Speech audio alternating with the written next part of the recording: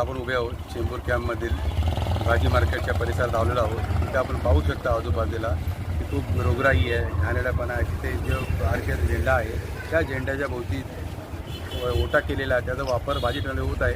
आणि आपण पाहू शकता त्या गाडी कशा आत येऊ शकत नाही, तर आपण माझ्या पाठी पाहू शकता त्या गाडी येण्यासाठी जो मार्ग तो मार्ग अडचणीचा आणि पुढे त्याच्यासमोर कुंड्या लावलेल्या आहेत, कोणी पार्किंग करू नये म्हणून।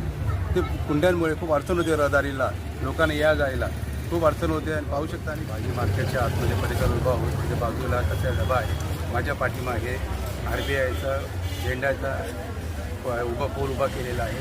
त्या पोलच्या बाजूला जो कट्टा बनला त्या कट्ट्याचा उपयोग करणारी भाजी ठेवायला त्याची अवस्था पाहू शकता आपण, फार वाईट अवस्था आहे। त्या चाकाचा वापर बेतुकीरित्या केला जात आहे। आणि माझ्या बाजूला जी जागा आहे तिथे लिहिलेलं आहे कोणी लघवी करू नये, तरीसुद्धा कधी लघवी करतात लोक। त्या लघवी केल्यामुळे फार रोगराईपासून घाणा वास येतो, लोकांना अनेक त्रास होत आहे। आपण पाहू शकता घाणा वास आहे, घाणा वास येतो।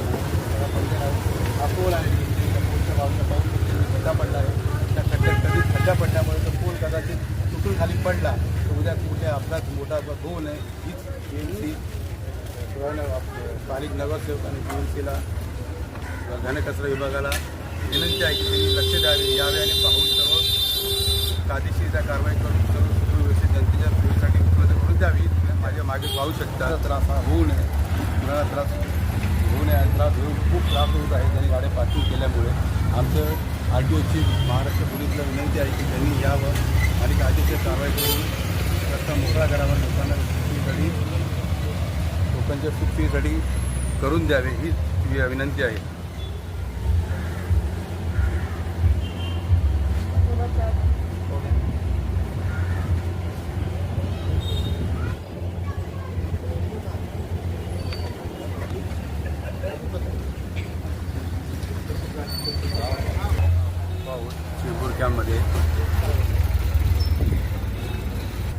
चेंबूर कॅम्पमध्ये उभं होतं आपण एकता मित्र मंडळाच्या इथे। माझ्या मागे आपण पाहू शकता अरुंद रोड आहे, अरुंद रोड आहे, लोकांना अरुंद आहे। आणि त्याच त्या लोकांनी पार्किंग केली आहे, ती पार्किंग केल्यामुळे लोकांना या जायला खूप त्रास झाला। मागे पाहू शकता की गाडी उभी आहे, तर बांबू आहे, त्या पुढे बाईक उभे आहे। लोकांनी घरे जे बांधले घरांचे काही भाग पुढे आलेले आहेत, तर पुढे आल्यामुळे रस्ता अरुंद झालेला आहे। पुढे पाहू शकता आपण काही लोकांनी घरं बांधल्यावर आता आपण मागे पाहू शकता।